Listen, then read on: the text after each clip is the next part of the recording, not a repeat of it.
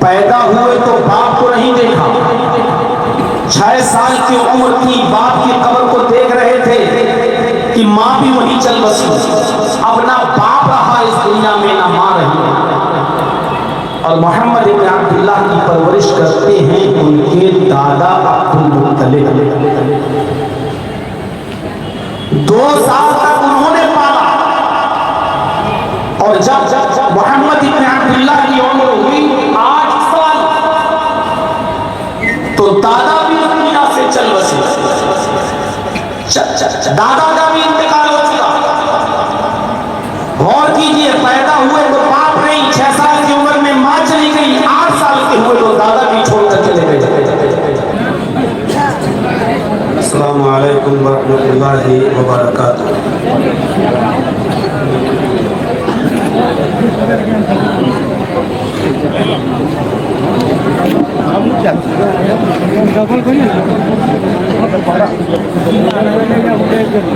الحمدللہ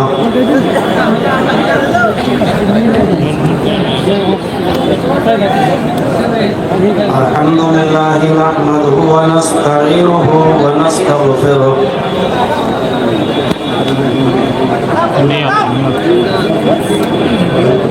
ونعوذ باللہ من شرور انفسنا ومن سیئات اعمالنا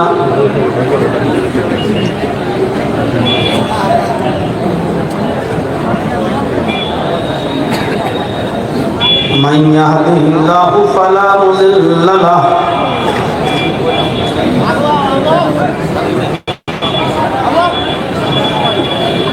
ومن يضلله فلا هادي له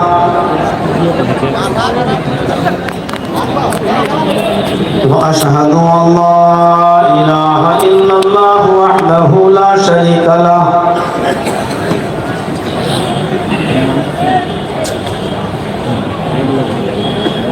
وأشهد أن محمدًا عبده ورسوله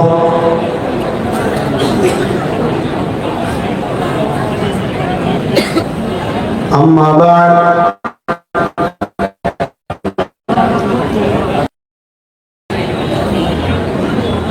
فإن خير الحديث كتاب الله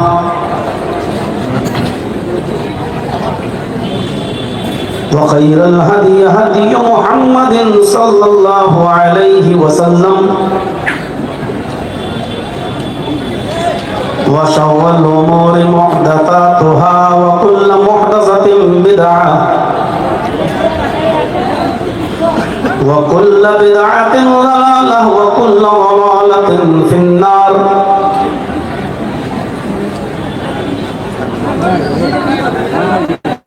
أعوذ بالله من الشيطان الرجيم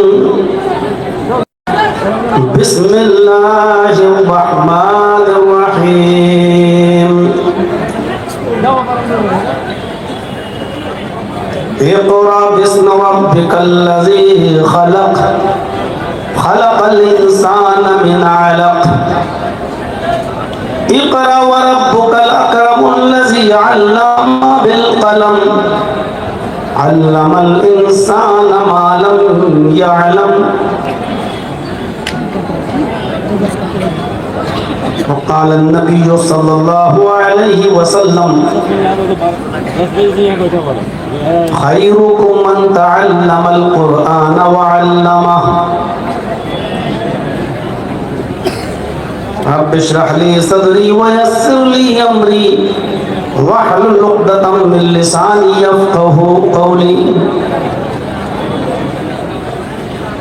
اسٹیج پر تشریف فرما معزز و معقر علماء کرام اور برہیٹ کے اس عالی شان جامعہ کے اراکین و ممبران، برہیٹ ڈسٹرکٹ صاحب گنج جھارکھنڈ اور اس کے اطراف و اکناف سے تشریف لائے ہوئے معزز سامعین حضرات،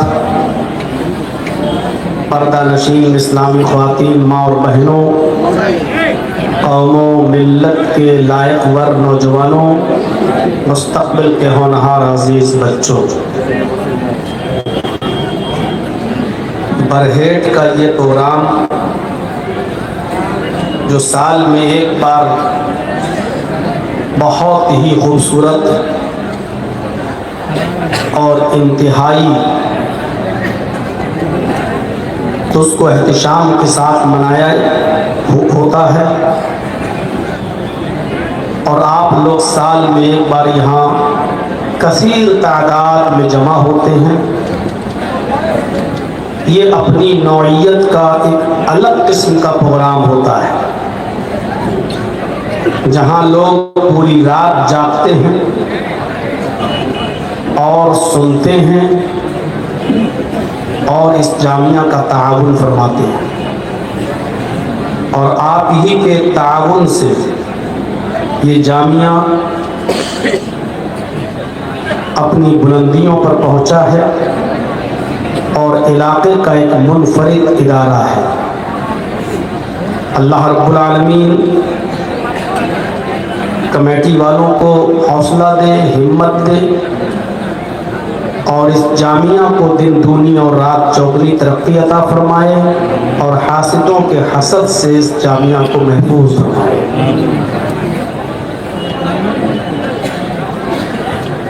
علم دنیا کا سب سے عظیم تحفہ ہے۔ نبی اکرم صلی اللہ علیہ وسلم نے فرمایا، باپ اگر اپنی اولاد کو سب سے زیادہ قیمتی اور سب سے زیادہ خوبصورت کوئی تحفہ دے سکتا ہے تو وہ علم ہے۔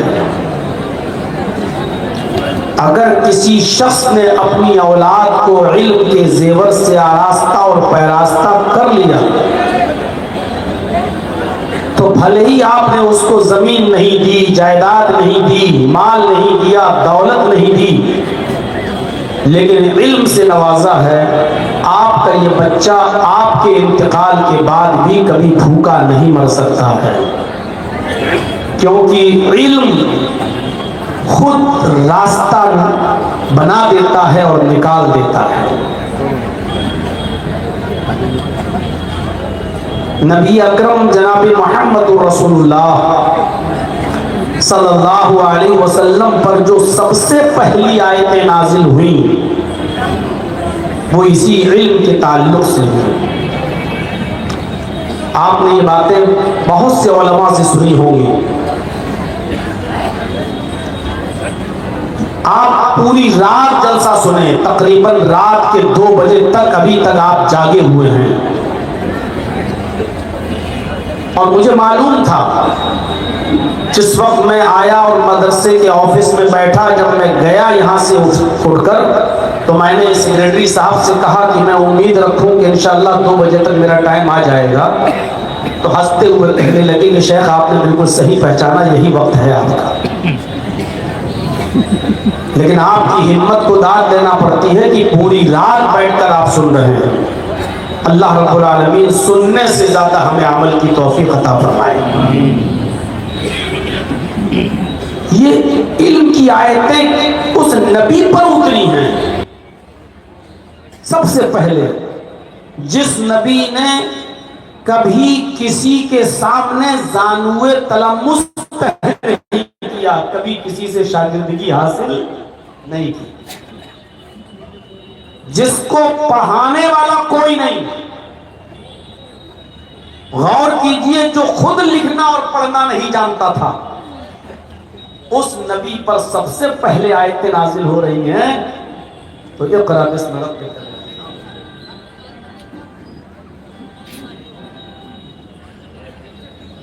پیدا ہوئے تو باپ نہیں، آنکھیں جب آپ نے کھولی اس دنیا میں آنے کے بعد تو آپ کا کے باپ نہیں تھے، 2 مہینہ پہلے آپ کی پیدائش کے انتقال کر گئے۔ آپ کی ماں آپ کو اپنے نانا کے یہاں، اپنے مائکے نبی کے ننیال میں لے کر گئی جب آپ کی عمر 6 سال کی تھی۔ مکے سے یثرب کی طرف مدینے کی طرف گئیں اور 1 مہینے وہ اپنے گھر پہ رکی اور پھر وہاں سے لوٹ کر جب واپس آ رہی تھیں مکے کی طرف اپنے مائکے سے تو راستے میں ایک مقام پڑتا تھا جس کا نام تھا مقام ابوا. وہیں پر محمد الرسول اللہ کے باپ کی قبر. ماں نے سوچا کیوں نہ میں اپنے شوہر کی قبر دیکھ لوں اور کیوں نہ میں اپنے بیٹے کو اس کے باپ کی قبر دکھاؤں کہ بیٹا یہ تمہارے باپ کی قبر ہے. آمینہ اپنے شوہر کی قبر پر محمد ابن عبداللہ کو لے کر گئیں. سیرت نگاروں نے لکھا ہے اور میں جس کے حوالے سے واقعہ نقل کر رہا ہوں وہ ہے زاد المعاد علامہ ابن قیم الجوزی رحمۃ اللہ علیہ کی کہ بیٹے کو قبر دکھائی کہ اب یہ ہے تمہارے ابو کی قبر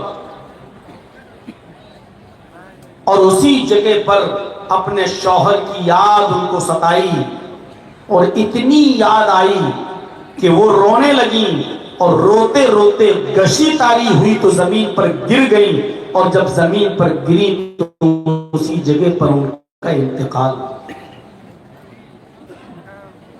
پیدا ہوئے تو باپ کو نہیں دیکھا. 6 سال کی عمر تھی باپ کی قبر کو دیکھ رہے تھے کہ ماں بھی وہیں چل بسی. اب نہ باپ رہا اس دنیا میں نہ ماں رہی اور محمد ابن عبداللہ کی پرورش کرتے ہیں ان کے دادا عبد المطلب. 2 سال تک انہوں نے پالا اور جب محمد ابن عبداللہ کی عمر ہوئی 8 سال تو دادا بھی اس دنیا سے چل بسے. دادا کا بھی انتقال ہو چکا. غور کیجئے پیدا ہوئے تو باپ نہیں. 6 سال کی عمر میں ماں چلی گئی. 8 سال کے ہوئے تو دادا بھی چھوڑ کر چلے گئے. اب 8 سال کے بعد چاچا نے ابو طالب نے سنبھالا اور یہ لمبی مدت تک پرورش کرتے رہے یہاں تک کہ محمد ابن عبداللہ کی عمر 25 سال کی ہو گئی. حضرت خدیجہ کا مال لے جا کر ملک شام جایا کرتے تھے, تجارت کیا کرتے تھے, بزنس کیا کرتے تھے اور جو کچھ بھی پروفٹ ہوتی تھی خدیجہ کو دے دیا کرتے تھے. اور خدیجہ نے محمد ابن عبداللہ کی یہ ایمانداری اور امانت داری دیکھی تو حضرت خدیجہ رضی اللہ تعالی عنہا نے خود نکاح کا پیغام محمد رسول اللہ کو بھیجا. آپ نے اپنے چچا ابو طالب سے مشورہ کیا اور بالآخر 40 سال کی حضرت خدیجہ کے ساتھ نکاح طے پایا اور وہ نکاح ہوا. ابو طالب نے نکاح کرایا اور گھر پہ آئے اور پھر 25 سال سے لے کر 40 سال تک حضرت خدیجہ کے ساتھ بہت ہی اچھی طریقے سے ازدواجی زندگی میں بندھے رہے. حضرت خدیجہ کی عمر ہو گئی 55 سال اور محمد رسول اللہ کی عمر ہو گئی 40 سال. آپ غور کرو 40 سال کے بعد آپ کا مزاج تنہائی کی طرف ہو گیا.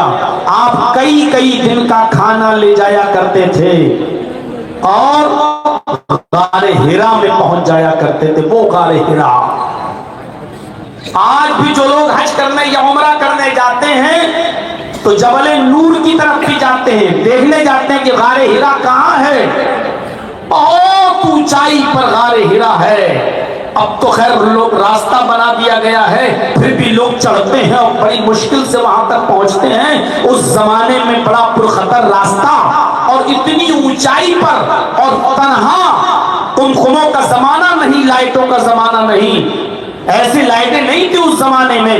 اور کئی دن کا کھانا لے جا کر محمد رسول اللہ صلی اللہ علیہ وسلم تنہائی اختیار کرتے تھے. اسی غار ہرا میں جایا کرتے تھے اور عبادت میں مصروف رہتے تھے.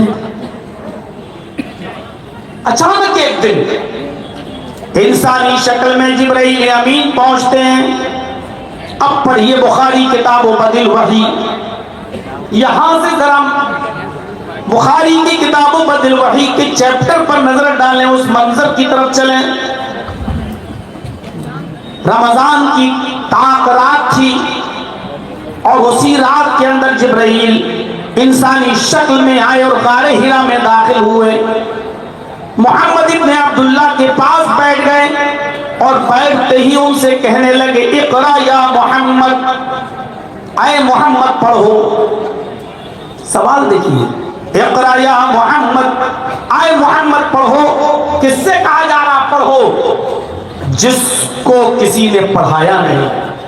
کس سے کہا جا رہا پڑھو؟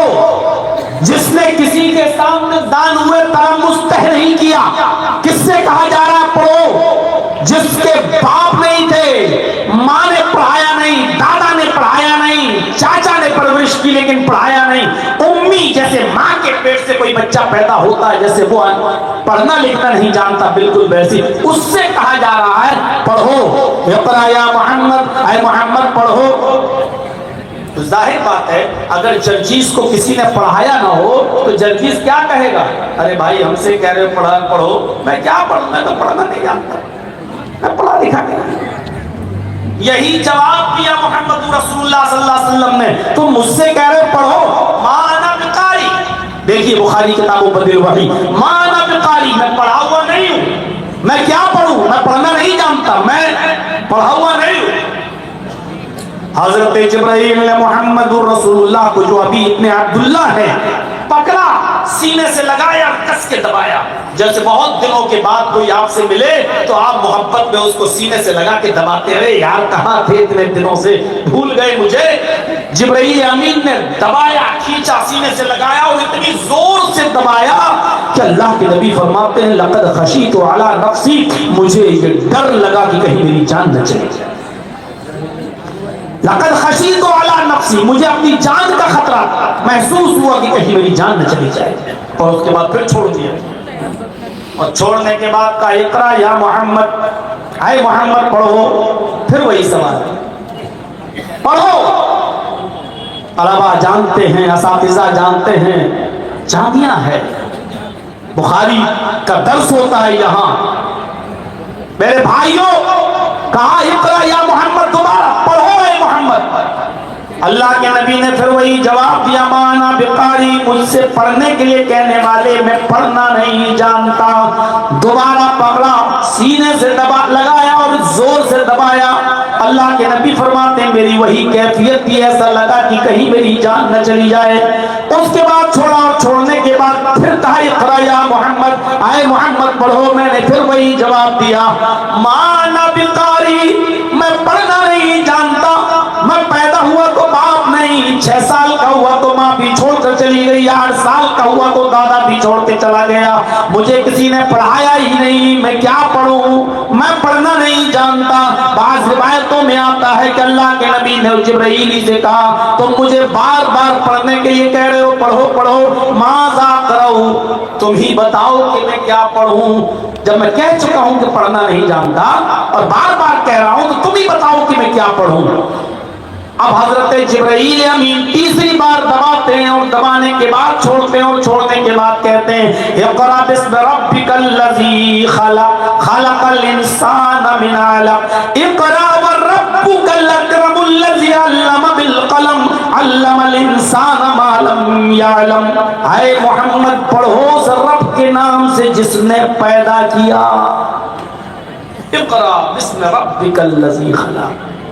آگے والی آیتیں ابھی چھوڑ دیں، پڑھو، اس آیت پر غور کرو، پڑھو اس رب کے نام سے۔ محمد الرسول اللہ کو الف با تا سا نہیں پڑھایا جا رہا ہے، اے بی سی ڈی نہیں پڑھائی جا رہی ہے۔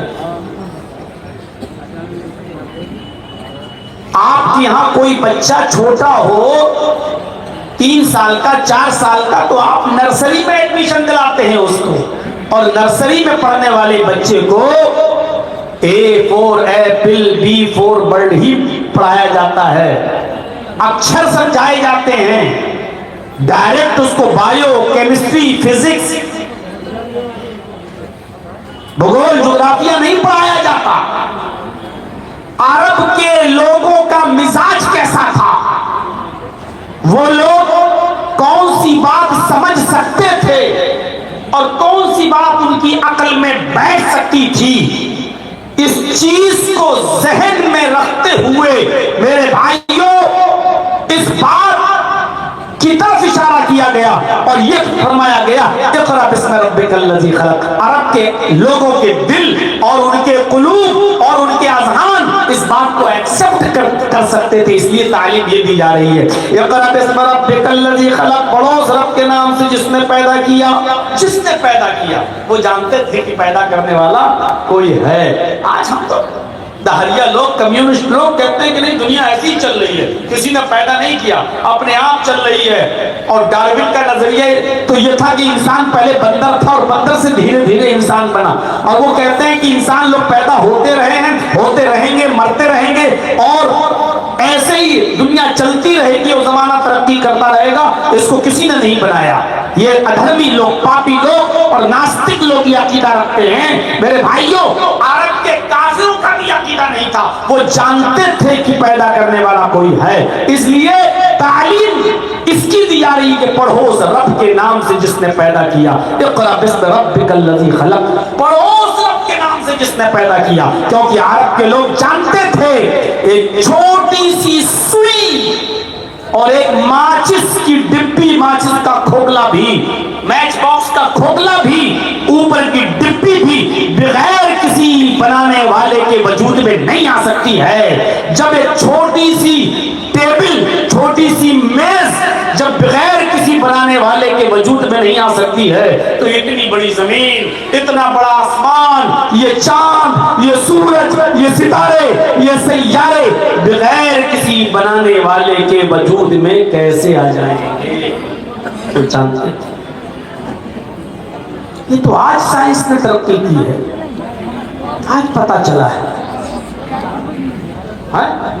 ورنہ عرب کے کافر پہلے ہی سے عقیدہ رکھتے تھے. اے محمد صلی اللہ علیہ وسلم، اگر آپ ان سے سوال کریں کہ زمین و آسمان کا خالق کون ہے تو یہ یہی جواب دیں گے اللہ. ان سے پوچھو کہ آسمان سے بارش کون برساتا ہے تو یہ جواب دیں گے اللہ. ان سے پوچھو کہ یخرج الحی من المیت و یخرج المیت من الحی، ان سے پوچھو زندہ سے مردہ اور مردہ سے زندہ چیز کو کون نکالتا ہے. انڈا مردہ چیز ہے، زندہ مرغی کا بچہ کون نکالتا ہے. مرغی زندہ چیز ہے اور اس سے انڈا بے جان چیز کون نکالتا ہے. یخرج الحی من المیت، مردہ سے زندہ اور زندہ سے مردہ کو کون نکالتا ہے. لَيَقُولُنَّ اللَّهُ، تو یہ یہی جواب دیں گے اللہ.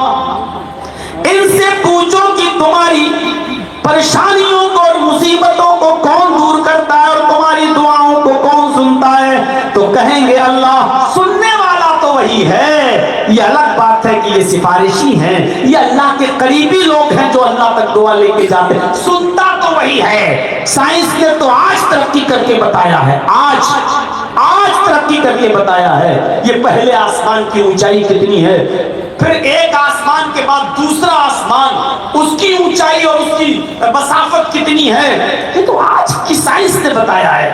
یہ آسمان جو ہم اور آپ دیکھتے ہیں، یہ سورج جو ہم دیکھتے ہیں جو ہماری زمین سے 9 کروڑ 30 لاکھ میل کی بلندی پر ہے، اتنا بڑا ہے کہ جس دنیا میں ہم اور آپ رہتے ہیں، دنیا میں ہم برہیٹ کی بات نہیں کر رہے ہیں، ہم جھارکھنڈ کی بات نہیں کر رہے ہیں، ہم اسٹیٹ لیول کی بات، جس دنیا میں ہم انڈیا کی بھی بات نہیں کر رہے ہیں، جس دنیا میں ہم اور آپ رہتے ہیں، اس دنیا کو سمیٹ کر، اس دنیا کو اکٹھا کر کے اس دنیا کو سورج میں پھینک دیا جائے تو ایسا نظر آئے گا، یہ دنیا ایسی دکھائی دے گی جیسے بہت بڑے میدان میں ایک فٹ بال پڑی ہوئی ہے، ایک بہت بڑی فیلڈ میں ایک فٹ بال پڑی ہوئی ہے. فٹ بال کا گراؤنڈ آپ نے دیکھا ہوگا، فٹ بال کے کھلاڑیوں کو آپ نے دیکھا ہوگا کتنا بڑا گراؤنڈ اسٹیڈیم ہوتا ہے، اس گراؤنڈ کو سمجھ لو، اس گراؤنڈ میں فٹ بال پڑی ہوئی ہے. یہ سورج یہ اتنا بڑا ہے اس دنیا سے، اب آپ اندازہ لگاؤ کہ یہ دنیا ایک فٹ بال ایک گیند کی طرح دکھائی دے تو سورج کتنا بڑا ہے، پھر سورج کے اوپر سیارے، پھر سیاروں کے اوپر کہکشائیں. ایک کہکشاں ایسی ہے کہ جس کی روشنی کو زمین پر آنے میں 3 ارب سال لگتے، جس روشنی کو زمین پر آنے میں 3 ارب سال لگتے ہیں، جبکہ روشنی ایک سیکنڈ میں 3 لاکھ میل کی رفتار سے چلتی ہے. غور کرو، دماغ تو کی نسیں پھٹ نہ پھٹ جائیں، کہیں برین ہیمریج نہ ہو جائے. روشنی کتنے رفتار سے چلتی ہے؟ آنکھ بند کرو کھولو بس 1 سیکنڈ، اتنی دیر میں 3 لاکھ میل کی رفتار طے کر لیتی ہے. سوچ رہے ہیں آپ؟ آنکھ کھولو، آنکھ بند کرو کھولو، 1 سیکنڈ ہو گیا، 1 سیکنڈ میں 3 لاکھ میل کی رفتار سے روشنی چل رہی ہے. اب سوچو 60 سیکنڈ میں 1 منٹ میں کتنی طے کرتی ہوگی، پھر 1 گھنٹے میں کتنی طے کرتی ہوگی، پھر 24 گھنٹے میں کتنی طے کرتی ہوگی، پھر 1 ہفتے میں کتنا طے کرتی ہوگی، پھر 1 مہینے میں کتنا طے کرتی ہوگی، پھر 1 سال میں کتنا طے کرتی ہوگی، پھر 1000 سال میں کتنا طے کرتی ہوگی، پھر 100,000 سال، 1 لاکھ سال میں اس کو کتنا سال لگتا ہے؟ اس روشنی کو زمین پر آنے میں 3 ارب سال لگتا ہے. اس کے اوپر ایک اور کہکشاں ہے، اس کی روشنی کو زمین پر آنے میں 10 ارب سال لگتا ہے. اور اس کے اوپر بھی ایک کہکشاں ہے، اس کہکشاں کے بارے میں سائنٹسٹ کہتے ہیں کہ اس کی روشنی کو چلے ہوئے 20 ارب سال ہو چکے ہیں. اس روشنی کو چلے ہوئے 20 ارب سال ہو چکے ہیں، لیکن ابھی تک وہ روشنی زمین پر نہیں پہنچی ہے. ابھی کتنے سال اور لگیں گے پتہ نہیں، لیکن جو کہکشاں سب سے اوپر ہے اس کی روشنی کو چلے ہوئے 20 ارب سال کا زمانہ گزر چکا ہے، لیکن ابھی تک وہ روشنی زمین پر نہیں آئی ہے. ابھی پہلا آسمان نہیں آیا ہے، اس کے بعد پہلا آسمان، پھر ایک آسمان سے دوسرے آسمان کی دوری 500 سال کے برابر، پھر دوسرے سے تیسرے آسمان کی دوری 500 سال کے برابر، پھر تیسرے سے چوتھے آسمان کی دوری 500 سال کے برابر، اور چوتھے آسمان سے 5ویں آسمان کی دوری 500 سال کے برابر، پھر 5ویں آسمان سے 6ٹھے آسمان کی دوری 500 سال کے برابر، پھر 6ٹھے آسمان سے 7ویں آسمان کی دوری 500 سال کے برابر، اور 6ٹھے آسمان سے 7ویں آسمان کی دوری پھر 500 سال کے برابر. اور 7ویں آسمان کے اوپر ایک سمندر، اللہ کا عرش پہلے سمندر پہ تھا، یہ تو حدیثوں میں آپ نے پڑھا ہوگا میرے بھائیوں.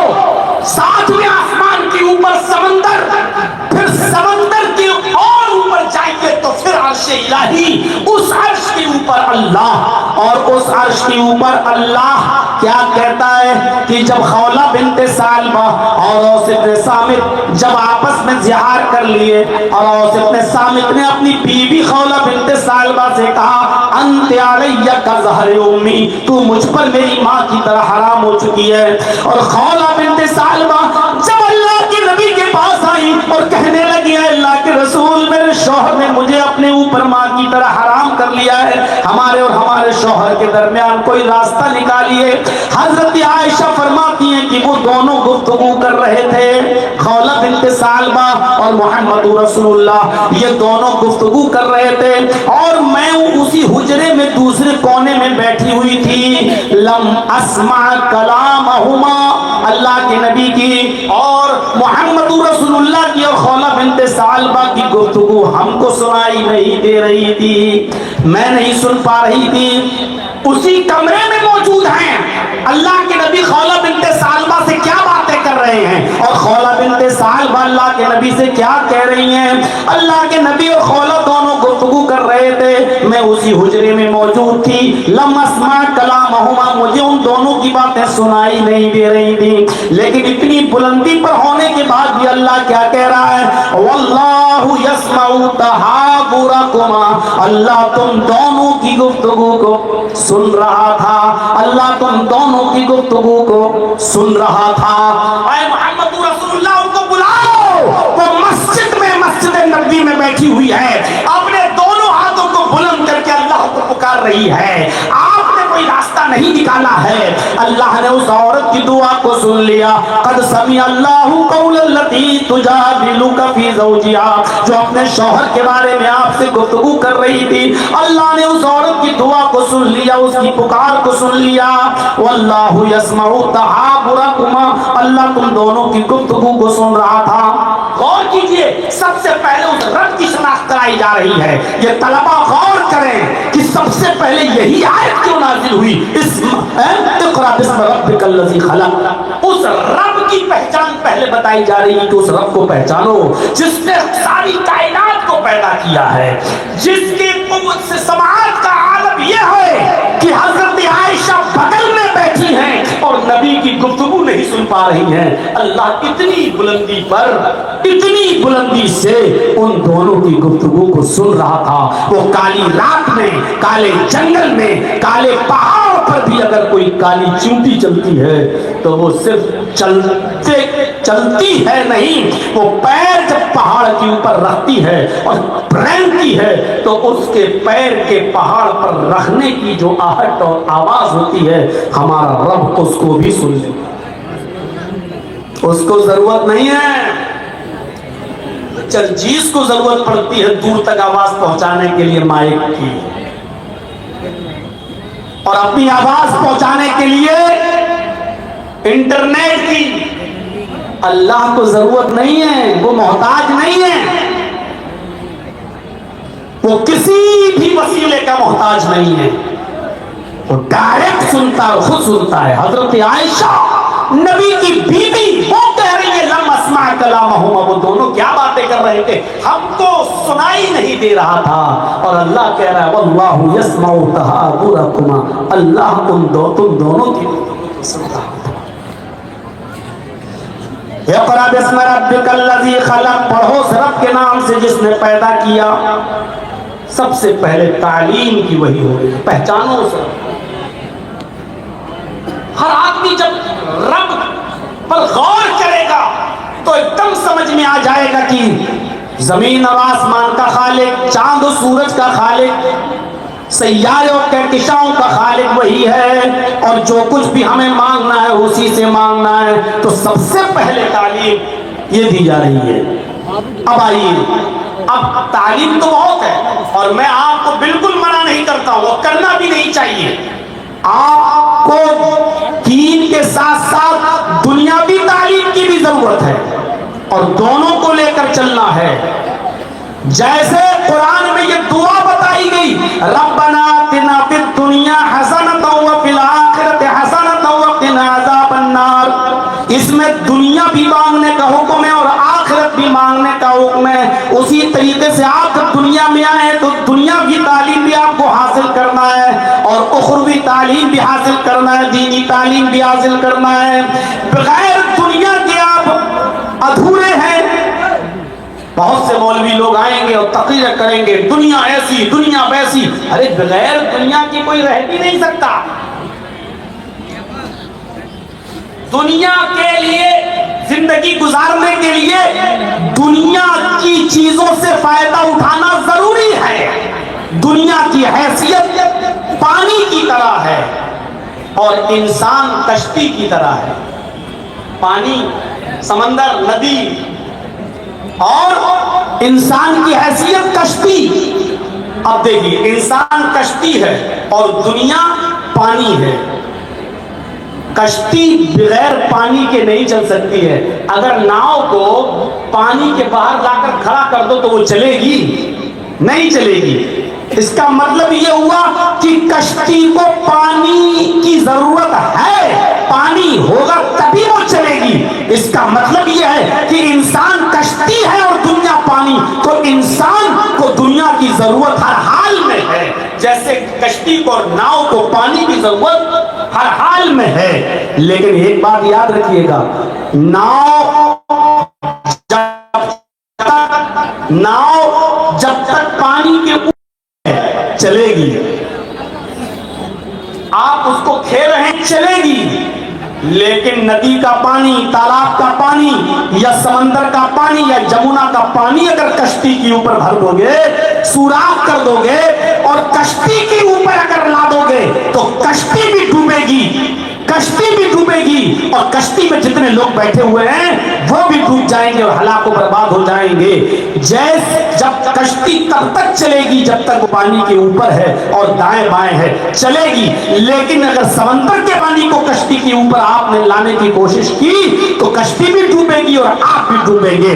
آپ دنیا کی ضرورت ہر انسان کو ہے, لیکن جب تک دنیا سے ضرورت کے تحت دنیا کو استعمال کرو گے تو فائدے میں رہو گے, اور جہاں دنیا کو اپنے اوپر سوار کرنے کی کوشش کی تو آپ بھی برباد ہوگے اور یہ دنیا بھی برباد ہوگی. دنیا تو چھوٹتی جا رہی ہے. یہ 2 دن ایک پچھلی سال آپ کے سامنے آیا تھا, اس سال پھر آپ کے روبرو ہوں. 1 سال دنیا مجھ سے چھوٹ چکی ہے. کہاں گئی دوستی؟ یہ دنیا کہہ رہی ہے کہ تم نے 1 سال مجھے کھو دیا ہے, تم مجھ سے دور ہو چکے ہو.